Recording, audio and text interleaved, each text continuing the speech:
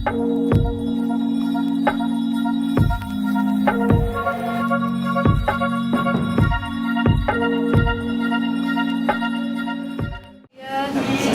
instead of like concentrating on English or like social studies, which I liked better, I would just work really hard to get good grades in math, even though I like didn't like it and it wasn't that important to me.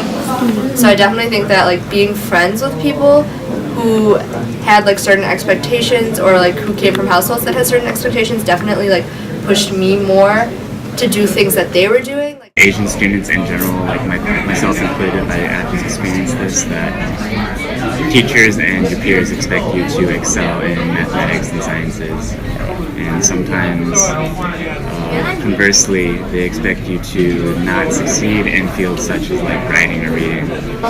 I think it's more interesting when the model minority myth comes from Asian Americans themselves, where you could be with like your group of friends and then all of a sudden like grades come up and then there's like, oh, why didn't you do as well on that math exam?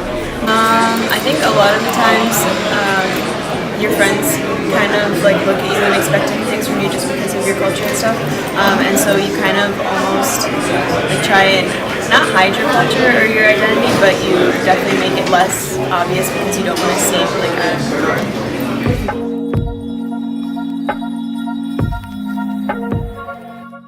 like in school, kids would just like expect me to like know the answers and stuff or like help them with homework. I'm not that good at math, so it's kind of a struggle. Being from like, because I'm from Chicago, so I was very much kind of in an Asian bubble in high school just because it was most comfortable. A lot of people, like, I feel like are surprised that I don't say I'm an engineer, like a STEM major, which I don't know, that's kind of sad, but... There are several times I would pick a club because of its technical aspects rather than social aspects.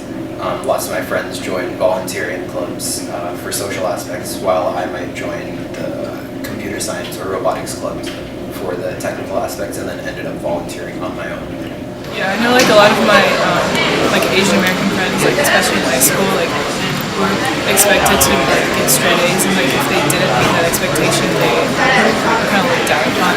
It's like my parents told me to like act a certain way, or like they brought me up a certain way, and I have that set of like skills to like take with me in school. I had to like be better or whatever, stand out from the crowd in order to come to school here in this state.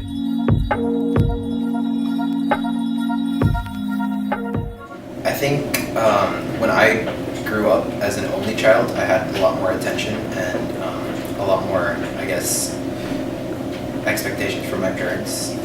But as my sister was born and she grew up, my parents kind of let her relax a little more and have a little more fun. So I guess I'm learning with my parents that academics aren't everything and there are other things that you can do. My parents are both immigrants, so like the fact that like schooling is very like stressed, like, you know, like you have to do well to be successful, you know? So like I feel like that definitely has like kind of impacted my like work ethic that I have, you know, like making sure that, oh yeah, I do well in school because that's how like success is defined, kind of like that has been embedded in my brain like since an early age. My parents always say like that it's the most important thing. So like no matter what's happening, school always comes first. It's that they hold that standard for all of their kids because they've done it, and that's the path they know that works for success in life. So There's definitely emphasis on school. I think that's what really pushed me to pick my original major, and that was MCB. Quickly found that not for me. I guess it's like their first thought was just, oh, why are you picking that major? You're gonna get a job, like how much you get paid, stuff like that.